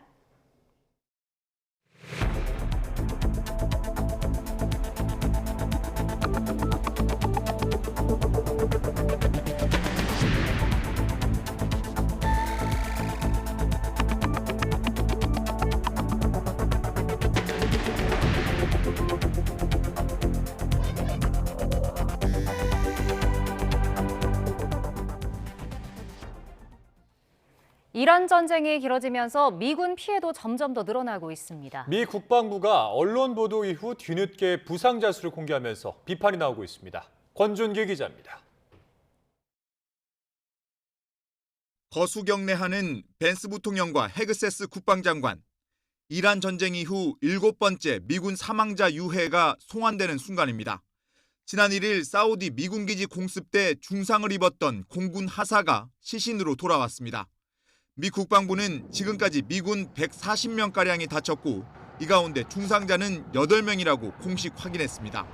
로이터 통신이 부상자 수를 단독 보도하자 뒤늦게 미군 인명피해 정보를 공개한 겁니다. 그동안은 중상자가 10명 미만이라고만 밝혀 의도적으로 피해를 축소시키려 했다는 비판이 제기됐습니다. Reuters has reported that about 150 U.S. service members have been injured so far. Can you confirm that number? I can't confirm the exact number. I know it's within that ballpark, but I would defer you to the Pentagon. 앞서 헤그세스 장관은 미군 장병 사망을 일면 뉴스로 다룬 걸 거론하며 언론이 트럼프 대통령 이미지를 훼손하는 데만 집중한다고 불만을 나타낸 것으로 알려졌습니다. 미 상원 군사위원회에서 비공개 브리핑을 받은 민주당 의원들은 국방부 설명에도 의문이 더 커졌다며 투명성 문제를 제기하고 나섰습니다.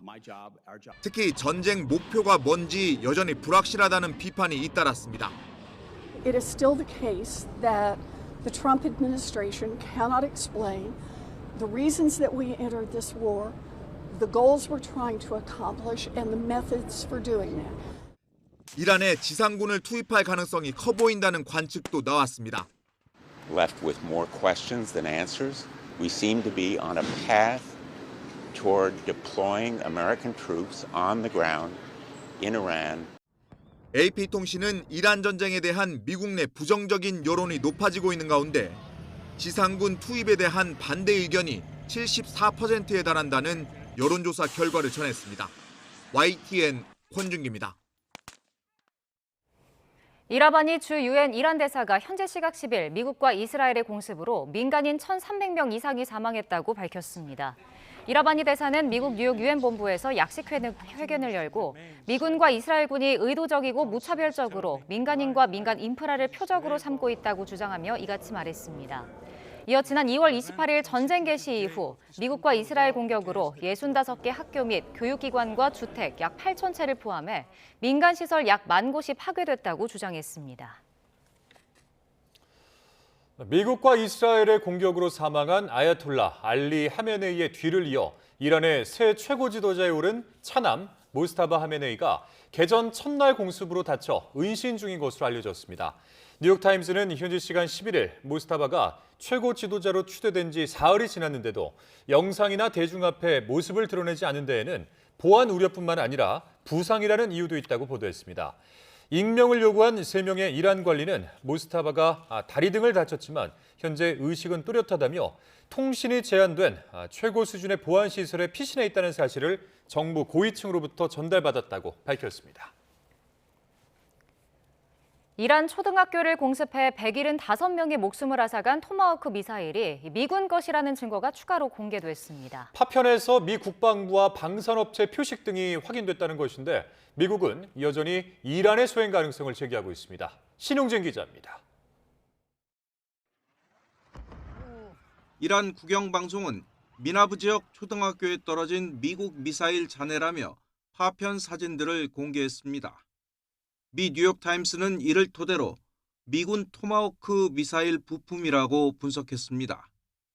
토마호크 위성 교신에 쓰이는 SDL 안테나로 파악되며 미 국방부가 2014년 발주 계약했다는 코드번호, 미 방산업체인 벨 에어로스페이스 앤 테크놀로지스가 제조사로 찍혀 있다는 것입니다.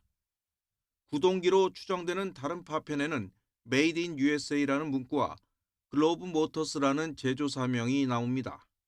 그러면서 미국 이외에 토마호크 미사일을 운용하는 국가는 동맹국인 영국과 호주뿐이라고 설명했습니다.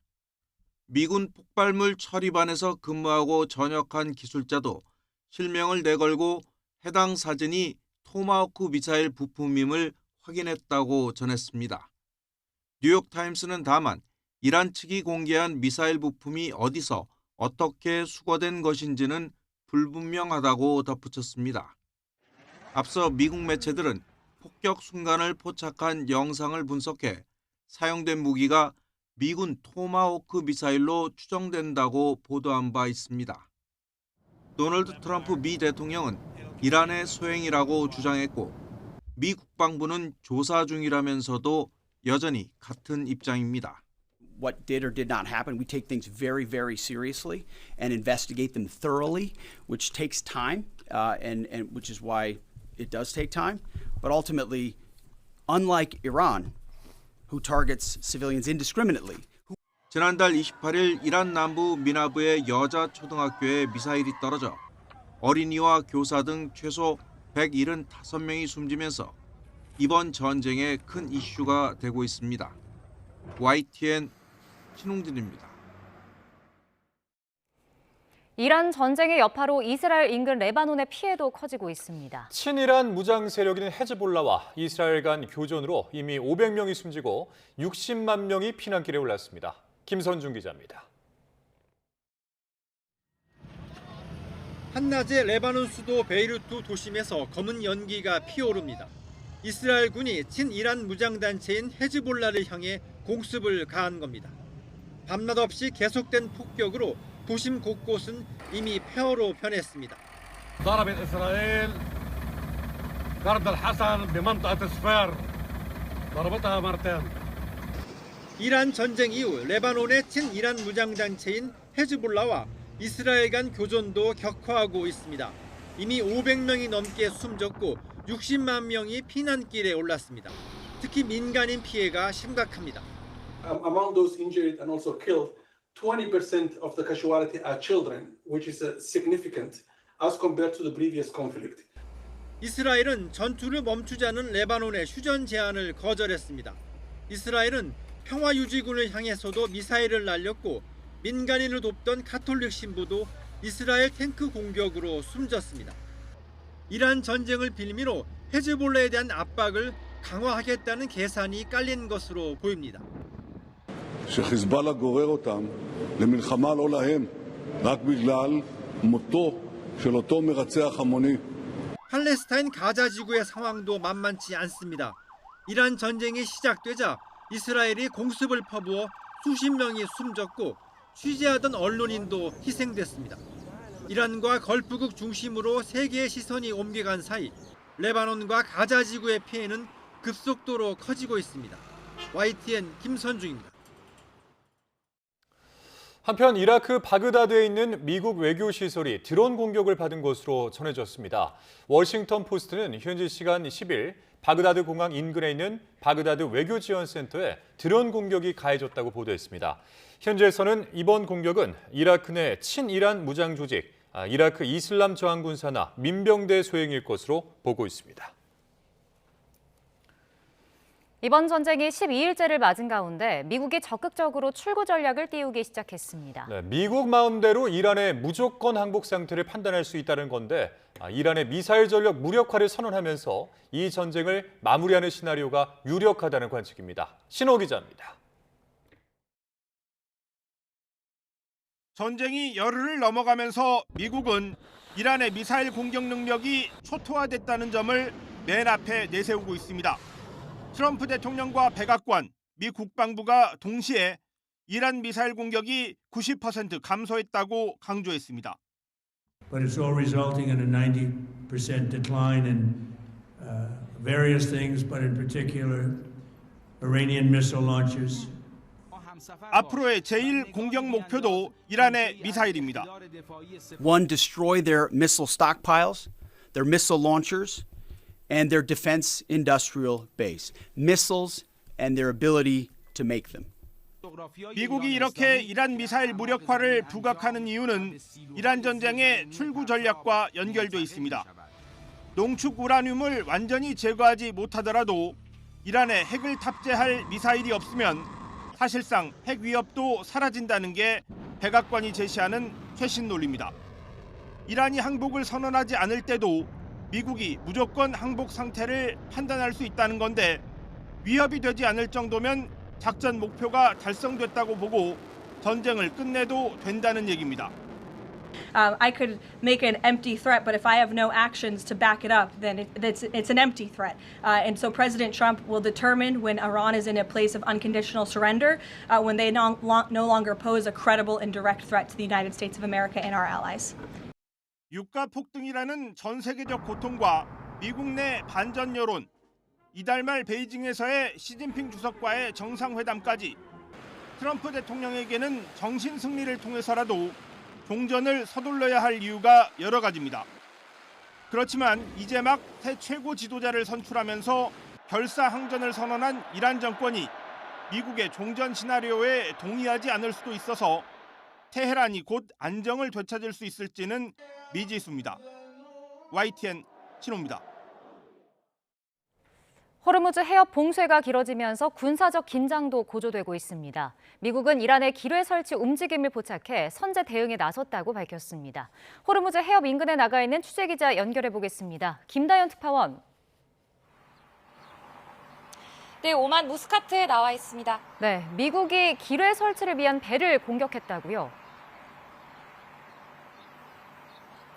네, 미군이 기뢰 설치용 선박 16척을 제거했다고 밝혔습니다. 중부사령부는 SNS에 여러 배가 발사체에 맞아서 폭발하는 장면이 담긴 영상도 공개했습니다.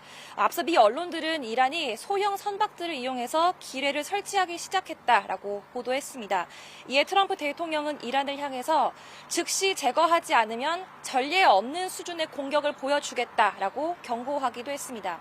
쉽게 말해서 기뢰는 바다에 설치가 되는데 선박이 다가오면 자동으로 폭발하는 재래식 무기입니다. 이란은 최대 6,000개를 가진 거로 추정이 되는데요. 대체로 자체 생산이거나 중국 혹은 러시아에서 들여온 것들로 추정됩니다. 네, 민간 선박에 대한 공격도 이어지고 있습니까? 네, 영국 해상무역기구 발표를 보면 현지 시각 11일 이곳 호르무즈 해협에서 화물선 한 척에 불이 났습니다.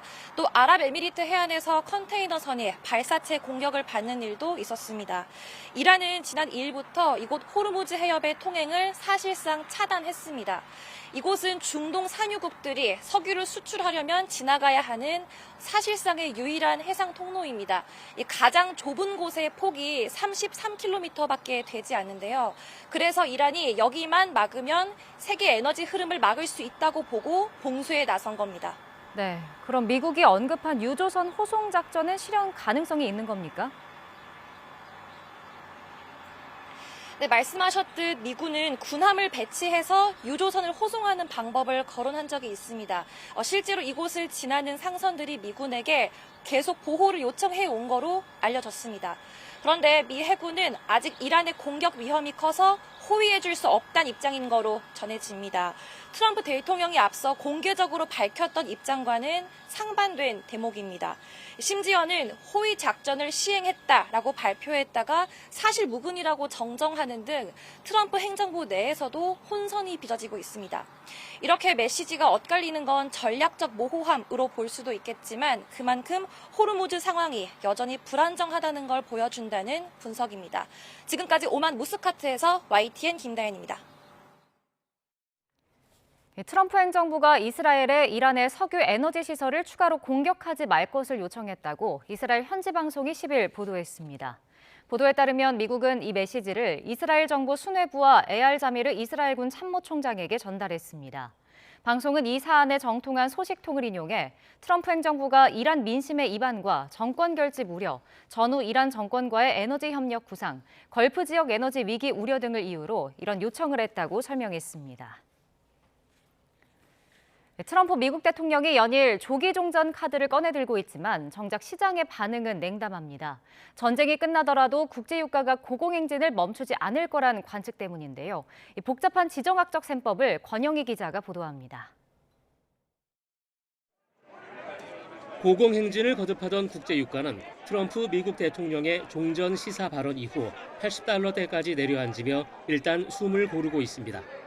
하지만 시장에선 전쟁이 끝나도 유가가 이전처럼 60달러대로 돌아가긴 어려울 것이란 관측이 지배적입니다. That is a very, very serious situation which we have never seen before. 가장 큰 변수는 미국과 이스라엘의 미묘한 전략적 휴렬입니다.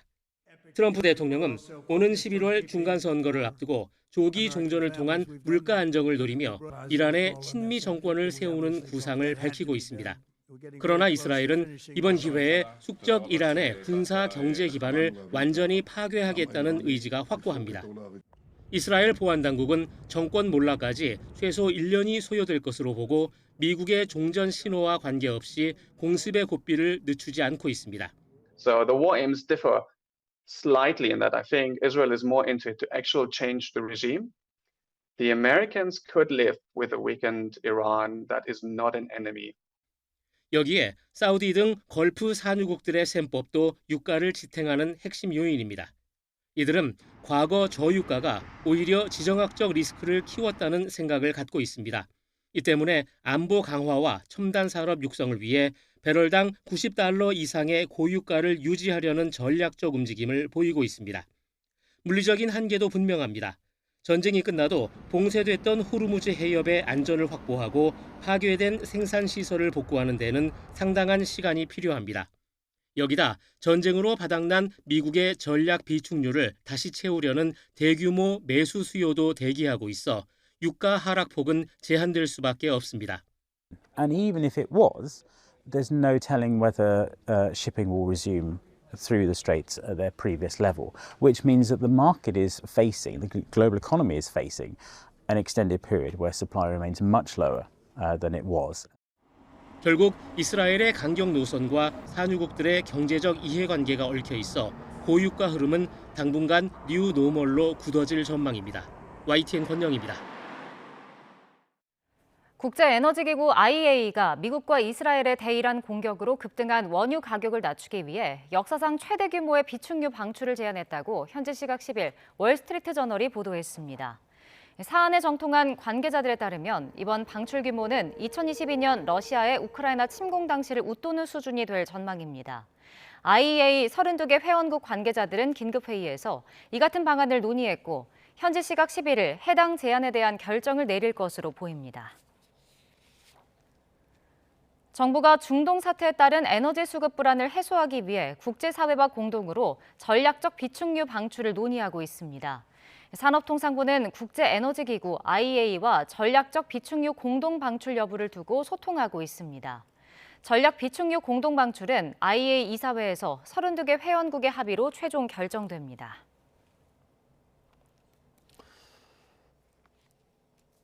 네, 국가 재창 때 저항의 의미로 침묵해 귀국 시 안전 우려가 제기됐던 이란 여자 축구 대표팀 6명이 호주로 망명했습니다. 호주 정부는 선수단의 자발적인 선택이라고 강조했지만 이란 측은 납치당한 거라고 반발했습니다. 권민석 기자입니다.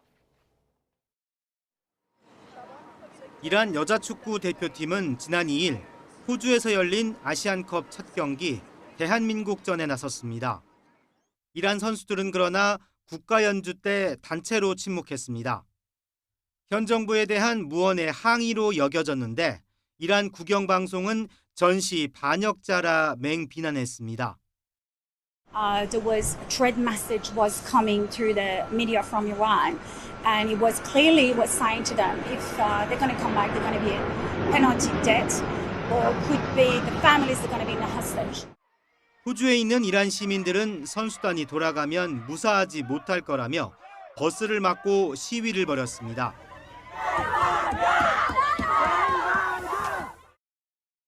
앞서 트럼프 대통령도 살해될 가능성이 큰 이란으로 이들을 보내선 안 된다며 대응을 촉구했습니다. 이에 호주 정부는 이란 여자 선수들의 망명을 허용했습니다. 주장인 자흐라 간바리 등 5명의 보호 요청을 먼저 수용했고 선수 1명과 스태프 1명의 추가 망명도 받아들였습니다. 호주 경찰과 정부 당국자가 이들을 안전한 곳으로 이동시켜 면담한 뒤 인도주의 비자를 발급했습니다. 다만 7명 가운데 1명이 마지막에 마음을 바꿔 6명만 호주에 남았습니다. Australians have been moved by the plight of these brave women. They're safe here and they should feel at home here. 나머지 선수단은 시드니 공항에서 출발해 말레이시아 쿠알라룸푸르에 머물며 본국 귀국을 기다리고 있습니다. 호주 정부는 망명이 온전히 선수들의 결정이라고 강조했지만 이란 측은 즉각 반발했습니다. 이란 축구협회 회장은 경기 후 호주 경찰이 호텔에 머물던 선수들을 데려갔다며 소녀들을 인질로 잡고 있다고 주장했습니다. 이란 수석 부통령도 귀국을 환영하고 안전을 보장한다며 누구도 이란 국민 가족사에 간섭할 수 없다고 날을 세웠습니다. YTN 권민석입니다. 네, 미국, 이스라엘과 전쟁 중인 이란의 치안 당국이 반정부 시위자를 적으로 보겠다고 경고하고 나섰습니다. AFP 통신에 따르면 이란 이슬람공화국 법집행 총사령부 아흐마드 레자 라단 총사령관은 현지 시간 11일 이란 국영방송에 나와 적국 입장을 지지하지 말라며 이런 방침을 밝혔습니다. 라단 총사령관의 발언은 반정부 시위를 무력으로 진압하겠다는 공개적 살상 경고로 관측됩니다. 경북 성주에 배치된 고고도 미사일 방어체계 이 사드 발사대가 기지에서 떠나는 모습이 확인됐습니다. 발사대 6대가 모두 빠져나간 뒤 오산 공군기지에 있던 미국의 대형 수송기들이 우리나라를 출발했는데 모두 중동으로 향한 것으로 보입니다. 김문경 기자입니다. 지난 3일 새벽 고고도 요격미사일 사드가 배치된 경북 성주군 초전면입니다. 마을에 설치된 CCTV에 발사대 6대가 계속 빠져나가는 모습이 담겼습니다. 성주 사드 기지에는 발사대 6대로 구성된 1개 포대가 배치됐는데 모두 기지를 떠난 겁니다. 목적지는 알려지지 않았지만 발사대 모두 중동으로 향한 것으로 보입니다. 사드 반출 전후 미 7공군 사령부가 있는 오산 기지에는 미군의 C-17과 C-5 대형 수송기들이 집결한 것으로 파악됐는데 오산 기지에서 출발한 일부 수송기는 알래스카 기지를 거쳐 대서양을 넘은 것으로 알려졌습니다. 성주 기지에서 반출된 사드와 함께 오산 기지에 있던 저고도 요격미사일 패트리엇 일부도 중동으로 향했을 것으로 보입니다. 중동 내 미군 기지에 대한 이란의 미사일 공격이 강화되자 순환 배치에 나선 모습인데 국방부는 연합방위태세는 문제가 없다는 입장을 밝혔습니다. 주한미군 임무는 우리 군과 굳건한 연합방위태세를 유지해서 한반도와 영내 평화와 안정에 기여하는 것이고 최근 미국의 워싱턴 포스트도 성주 사드 포대 일부가 중동으로 이동하고 있다고 전하는 등 전쟁이 장기화할 경우 주한미군 전력이 계속 빠져나갈 가능성이 커지고 있습니다. 이재명 대통령은 주한미군 자산 반출에 따른 안보 공백 우려에 대해 우리 국방비가 북한의 연간 GDP의 1.4배이고 재래식 군사력은 북한을 압도한다고 강조했습니다. YTN 김문경입니다. 중동 사태로 전국 주유소 기름값이 오름세를 이어가는 가운데 일부 지역 휘발유와 경유 가격이 열흘 만에 처음으로 소폭 하락했습니다. 한국석유공사 유가정보 시스템을 보면 오늘 오후 1시 기준 전국 평균 휘발유 가격은 리터당 1,907원으로 어제보다 4.6원 올랐습니다. 경유 가격은 같은 시각 리터당 1,931원으로 휘발유값보다 높은 수준을 유지하고 있습니다. 다만 서울의 휘발유 가격은 1,949원으로 어제보다 0.4원, 경유는 1,971원으로 0.3원 떨어졌습니다. 석유 최고가격 지정제와 유류세 인하로 물가 충격에 대응하고 있는 정부가 사태 장기화에 대비해 추가 물량 확보에 총력을 기울이고 있습니다. 우리나라는 국제 기준으로 석유 208일분이 비축돼 있지만 현실적으로는 넉 달분 정도에 그치기 때문입니다. 보도에 이승은 기자입니다. 우리나라 석유 비축 물량은 1월 기준 1억 9천만 배럴입니다. 정부 1억 배럴, 민간 9천만 배럴입니다. 국제에너지기구 IEA 기준 208일을 버틸 수 있는 양으로 지속일수 기준 세계 6위입니다. 여기에 우선 구매권을 행사할 수 있는 산유 국가의 공동 비축 물량 2천만 배럴, UAE에서 도입하기로 한 600만 배럴이 추가로 확보돼 있다고 정부는 밝혔습니다.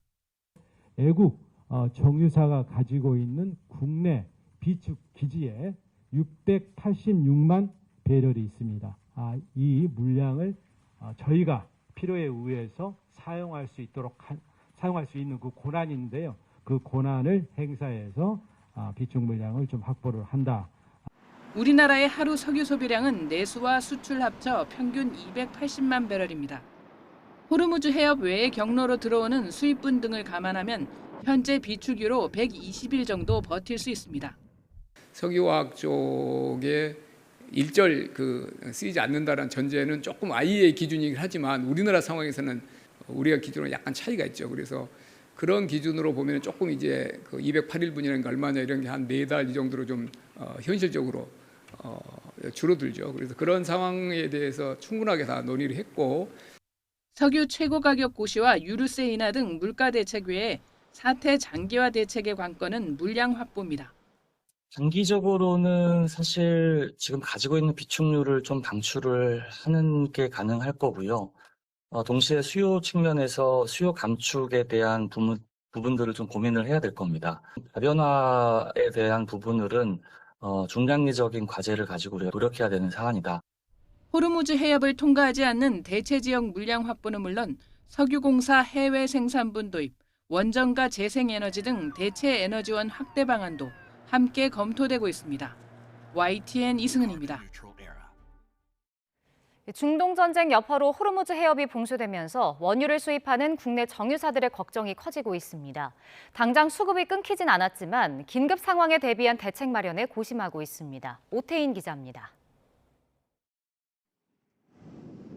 수입한 원유를 보관하는 정유사 대형 탱크. 사흘에 한 번 200만 배럴, 3억 1,700만 리터를 공급받아 저장하는 곳입니다. 이곳을 포함한 울산에 있는 두 곳 정유사에서 하루 동안 정제하는 원유만 150만 배럴로 국내 하루 석유 사용량 절반이 넘습니다.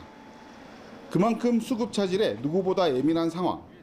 아직은 이란이 봉쇄하기 전 호르무즈 해협을 통과한 유조선이 속속 도착해 당장 공급이 끊기지는 않았습니다. 하지만 전쟁이 계속되면서 탱크가 빌 수 있다는 우려는 점점 더 커지고 있습니다. 소진되는 시점이 아마 3월 말 좀 지나면 그런 추가적으로 공급되는 게 없어서 지금 되게 걱정을 하고 있고요. 원유 공급 중단 위기가 커지자 정유업계도 대책 마련에 나섰습니다. 국내 정유사들은 호르무즈 해협을 거치지 않는 사우디아라비아 서부 지역에서 기름을 선적하는 방법을 대안으로 고민하고 있습니다. 하지만 이동 거리가 늘고 덩달아 물류비도 올라 기름값 인상 압박을 피하기는 어렵습니다. 국내에 들어오는 원유의 70%를 차지하는 중동 이외의 다른 공급처를 찾기도 쉽지 않습니다. 정유사들은 실제 원유 수입이 중단되면 대안은 정부 비축유가 유일하다며 적극적인 협조를 당부했습니다. 원유 수급이 타이트해지면 정부에서 관리하고 있는 비축유 같은 걸 저희들이 좀 활용할 수 있도록 잘 활용할 수 있도록 그런 부분에 있어서는 좀 도움을 주셨으면 좋겠습니다. 정유사 두 곳이 가동을 멈추면 지역 경제에 미치는 악영향도 큰 만큼 지자체도 대책 마련에 나섰습니다. 지역 경제 동향과 기업 현장의 어려움을 신속히 파악하고 대응하고 유가 상승에 따른 민생 경제 안전 대책 추진에도 모든 역량을 집중해 주시기 바랍니다. 국내 석유 비축 물량은 정부와 민간을 합쳐 2억 배럴로 평상시 소비 기준으로 7개월 정도 사용 가능합니다. 하지만 비축유 활용도 미봉책일 뿐 전쟁이 끝나지 않는다면 정유업계 타격은 피할 수 없을 것으로 보입니다. YTN 오태인입니다. 구윤철 부총리 겸 재정경제부 장관은 중동 상황이 민생과 경제에 미칠 영향을 최소화할 수 있도록 추경을 포함해 가능한 모든 정책 수단을 활용해 충분한 지원을 추진하겠다고 말했습니다. 구 부총리는 유류세 인하를 검토하고 화물차와 버스, 택시 등에 대한 경유 유가 연동 보조금을 한시 상향하겠다며 소상공인 경영안정 바우처와 긴급 경영안정 자금 등을 적극 지원하고 추가로 필요한 지원 방안도 검토하겠다고 설명했습니다.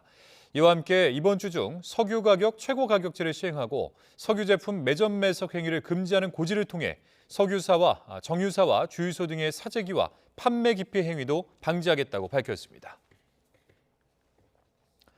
국회에선 중동 사태에 따른 추가 경정 예산 편성 움직임을 놓고 여야의 공방이 이어졌습니다. 민주당은 취약계층 지원을 위한 적기 투입을 강조한 반면 국민의힘은 선거용 꼼수 아니냐고 각을 세웠습니다. 부장원 기자입니다.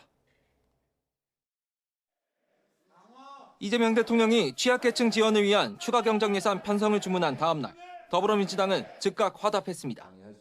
정부안이 마련되는 대로 적기에 편성될 수 있도록 신속한 심의를 약속했습니다. 민주당은 정부가 추경 예산안을 편성하는 즉시 신속하게 심의, 의결해서 우리 경제와 국민을 지켜내겠습니다. 국민의힘은 서민 지원은 필요하다면서도 섣불리 돈을 풀면 물가 상승만 부추길 수 있다고 지적했습니다. 특히 지방선거를 앞두고 나라 곳간을 털어 표를 사려는 얄팍한 꼼수 아니냐고 날을 세웠습니다. 지방선거를 앞두고 국민의 혈세를 살포하겠다는 노골적인 벚꽃 매포 추경 선언이자 전형적인 표심용 재정 정책에 불과합니다. 민생 발목 잡기다, 벚꽃 매표다, 추경 문제를 둘러싼 여야의 공방은 중동 사태 관련 현안 질의에서도 이어졌습니다.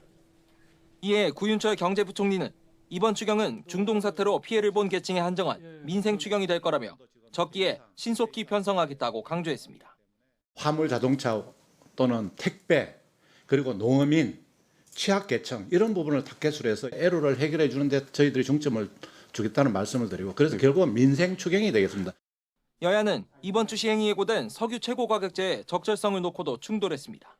최고가격제 같은 과감한 정책들을 도입하겠다고 하는 것 시장에 정확하게 사인을 주면서 정확하게 대응하는 것이라고 생각합니다. 제대로 준비가 안 된 상태에서 대통령이 던지고 그러니까 부처는 뭐 준비하라고 정신없고 이런 것 같은데. 지금 내부적 한미 관세 협상을 뒷받침할 대미투자특별법은 큰 진통 없이 여야 합의로 법사위 문턱을 넘었고 본회의 처리를 앞두게 됐습니다. YTN 부장원입니다. 중동 지역 정세가 악화되면서 호르무즈 해협 봉쇄 장기화 가능성이 계속 제기되고 있습니다. 정부는 우리 기업이 분쟁에 휘말려 피해를 보는 것을 막기 위해서 법률 대응 안내에 나섰습니다. 권준수 기자입니다. 이란과 미국, 이스라엘의 군사적 충돌이 열흘 넘게 이어지고 있는 가운데 호르무즈 해협 봉쇄가 장기화할 거란 우려가 나오고 있습니다. 선박 운항이 제한될 경우 물류 지연이나 운송 비용 상승으로 국제 거래에 상당한 차질이 발생할 수 있는데 법무부는 우리 기업들이 국제 계약 분쟁 등에 대비할 수 있도록 법률 대응 안내에 나섰습니다. 수출 기업은 예측하기 어려운 외부 상황으로 계약상 책임을 면하거나 줄이려면 계약서 불가항력 조항에 전쟁과 해상 봉쇄 같은 상황이 포함됐는지 꼼꼼히 확인해야 한다고 법무부는 강조했습니다. 반면 수입업체는 상대방이 단순한 비용 문제로 계약 이행을 거절하는 것은 아닌지 살펴보고 대체 운송수단이 가능한지 등을 확인해 즉각 대응해야 한다고 설명했습니다. 법무부는 또 법률 상담을 지원하기 위해 중소 중견기업을 대상으로 해외 진출기업 국제법무지원단 무료 자문도 제공하기로 했습니다. 변호사와 외국법 자문사, 관세사 등 200명 이상의 외부 전문가의 도움을 받을 수 있는 겁니다. 법무부는 이번 사태로 수출입 환경의 불확실성이 커지고 있는 만큼 우리 기업들이 안정적으로 해외 거래를 이어갈 수 있도록 법률 지원을 확대해 나가겠다고 밝혔습니다. YTN 권준수입니다. 정치연금 수수 등 13가지 의혹을 받는 김병기 의원의 세 번째 경찰 소환 조사가 건강상의 이유로 5시간 만에 중단됐습니다. 앞서 1억 공천원금 의혹으로 구속됐던 강선호 의원과 김경 전 서울시 의원은 검찰로 송치됐습니다. 보도에 배민혁 기자입니다. 조사를 잘 받겠다는 짧은 입장을 밝히고 경찰에 출석한 김병기 의원의 3차 소환 조사는 건강상의 이유로 5시간 만에 중단됐습니다. 혹시 오늘 어떤 내용 좀 설명하셨습니까? 오늘 조사 끝나신 건가요? 김 의원은 진술조서에 날이 나지 않은 것으로 파악됐는데 경찰은 추가 소환 일정을 정해 조사를 이어간다는 계획입니다. 김 의원을 둘러싼 의혹은 모두 13가지로 우선 전 동작구 의원들로부터 3천만 원을 받았다가 수개월 뒤 돌려줬다는 의혹을 받습니다. 경찰은 이와 관련해 최근 김 의원의 전 보좌진으로부터 김 의원 아내 이모 씨가 3년 전 탄원서에 대한 대책회의에서 돈을 받은 사실을 인정했다는 진술을 확보했습니다. 김 의원은 이 밖에도 차남 숭실대 편입특혜 의혹과 빗썸 채용 청탁 의혹, 아내 비위 관련 수사무마 의혹 등을 받고 있습니다. 김 의원은 지난달 연 이틀 경찰에 나와 조사를 받았는데 당초 지난 5일 3차 소환 조사가 진행될 예정이었지만 김 의원 측이 연기를 요청했던 것으로 파악됐습니다. 앞선 두 차례 조사 모두 14시간 넘게 진행돼 이번에도 장시간 조사가 예상됐지만 이른 시간에 중단되면서 경찰은 조만간 김 의원 측과 향후 일정을 조율할 것으로 보입니다. 1억 공천원금 의혹으로 구속됐던 강선우 의원과 김경 전 서울시의원은 검찰로 송치됐습니다. 경찰은 뇌물죄 적용을 검토했지만 공천 업무가 공무가 아닌 당무에 해당한다고 판단해 배임 수재와 증제, 청탁금지법 위반 등을 적용했습니다. 경찰은 김 전 시의원이 강 의원에게 1억 원을 돌려받은 뒤 쪼개기 후원했다는 의혹과 강서구청장 보궐선거를 앞두고 로비를 벌였다는 의혹에 대해 수사를 이어갈 방침입니다. YTN 배민혁입니다. 정부 고위 관계자가 검찰에 이재명 대통령의 공소 취소를 요구했다는 의혹이 제기되면서 여권을 중심으로 파장이 커지고 있습니다. 정성호 법무부 장관과 친명계에선 지라시 수준의 음모론이라고 반발했지만 야권은 대통령 탄핵을 언급하며 특검 카드를 꺼냈습니다. 강민경 기자입니다. 논란의 시작은 여권의 빅스피커 김어준 씨의 유튜브 방송이었습니다. 이재명 대통령과 가까운 정부 고위 관계자가 검찰 간부들에게 대통령 사건 공소를 취소해달라고 요구했다는 주장이 나온 겁니다. 내 말이 곧 대통령의 뜻이다. 나는 대통령이 시키는 것만 한다. 공소 취소해줘라. 이 메시지를 받아든 검찰은 보안 수사권 유지, 즉 검찰 개혁 수위를 낮추겠다는 정부의 뒷거래 신호로 받아들인다고 의혹을 제기했습니다. 정부안과 강경파 법사위 수정안을 두고 여권이 쪼개진 상황에서 나온 돌발 변수에 민주당은 즉각 발끈했습니다. 최근 김어준 씨와 각을 세우던 친명계는 지라시 수준의 음모론이라고 일축했고 지도부 역시 황당함을 넘어 기가 막힌다며 법적 조치의 필요성까지 언급했습니다. 그런 거래소를 퍼뜨리는 이런 행태 그리고 대통령을 공격하는 행태에 대해서 결코 용납할 수 없다는 점을 말씀드립니다. 의혹 당사자로 지목된 정성호 법무부 장관도 YTN에 검찰 스스로 달라져야 한다는 취지의 당부와 격려를 했을 뿐이라며 거래설은 일부 세력에 몰아가기에 불과하다고 반박했습니다. 그런 걸 지휘할 의도도 전혀 없고 생각 자체가 없습니다. 특정 사건에 관련해갖고 장관이 공소 취소해라 말아 할 수 있는 그런 입장이 아니지 않습니까? 국민의힘은 거래설이 사실이라면 이재명 대통령 탄핵까지 가능한 사안이라며 특검 도입을 촉구했습니다. 민주당 차원에서 추진하는 대통령 공소 취소 시도 역시 중단해야 한다고 목소리를 높였습니다. 이재명 정권이 지금 추진하고 있는 공소 취소는 곧 정권 취소가 될 것인 걸 명심하기 바랍니다. 민주당은 아랑곳하지 않고 조작 기소라며 대장동과 대북송금 등 7가지 사건을 추려 국정조사 요구서를 제출했습니다. 진보 진영의 수건인 검찰개혁을 두고 여권 지지층이 가뜩이나 분열된 상황에서 공소 취소 거래설이 기름을 부었습니다. 정청래 대표는 긴밀하고 요란하지 않게 토론하겠다고 강조했습니다. YTN 강민경입니다. 국민의힘 장동혁 대표가 침묵을 깨고 윤어게인 단절이 담긴 결의문을 존중한다며 이제는 지방선거 승리를 위해 뛰자고 말했습니다. 하지만 당내에선 징계 철회와 극우 인사 출당 등 후속 조치를 요구하고 있어 여전히 어수선합니다. 보도에 김철희 기자입니다. 계엄 선포 461일 만에 나온 절윤 선언에 줄곧 말을 아껴오던 장동혁 대표가 이틀 만에 기자들 앞에 섰습니다. 결의문을 존중한다는 점을 명확히 밝히며 계엄 사과 그리고 윤어게인과의 절연에 직접 힘을 보탰습니다. 의총에서 밝힌 우리의 입장이 마지막 입장이 되어야 된다고 생각합니다. 단합과 단일 대우를 강조한 장 대표는 다만 인적 쇄신 등 추가 조치에 대해선 구체적 언급을 피했습니다. 대신 노동에 이어 의료까지 연이틀 윤석열 정부 정책을 사과하며 애둘러 절윤 메시지를 전했습니다. 급하게 의료 개혁을 추진하다 결국 실패했습니다. 이에 대해서 반성하고 중요한 변곡점이란 공감대는 있지만 당내에선 선언만으론 부족하다는 불만도 이어졌습니다. 오세훈 서울시장은 국민이 기다리는 건 가시적 변화라며 장동혁 지도부의 구체적 실천을 압박했고 당내 최다선 조경태 의원 역시 말로만 하는 사과는 공허하다며 5대 요구사항을 발표했습니다. 한동훈 전 대표에 대한 제명 조치를 즉각 철회하고 전한길, 고성국 등 당내 극우 인사들을 즉각 제명. 민주당은 육하원칙에 맞춰 다시 제대로 사과해야 한다면서 정당 해산부터 선언하라고 비꼬았습니다. 내란 옹호에 대해서 국민들께 속고 대죄합니다. 우리도 처벌해 주십시오. 고려왕이 좀 더 들어갔으면 좋겠습니다. 국민의힘 당권파는 겨우 수습한 갈등을 일부 의원들이 헤집고 있다며 노골적으로 불편한 기색을 내비쳤습니다.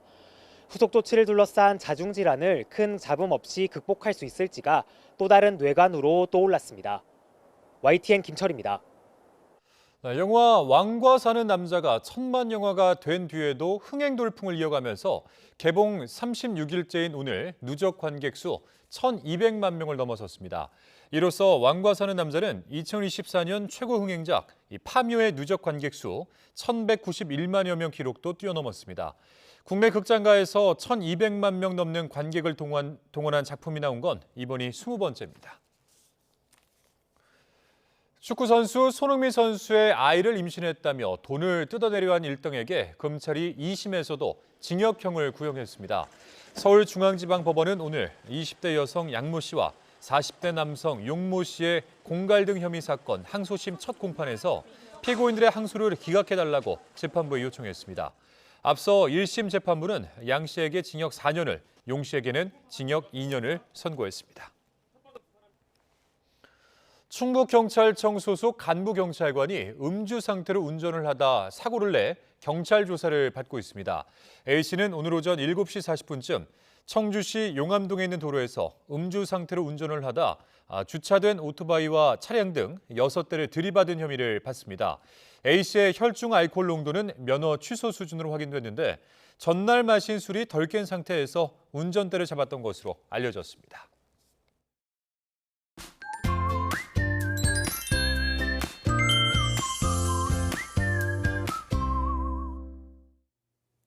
초봄 기운이 느껴지는 날씨입니다. 내일도 일교차가 크게 나는 이맘때 봄 날씨가 이어지겠습니다.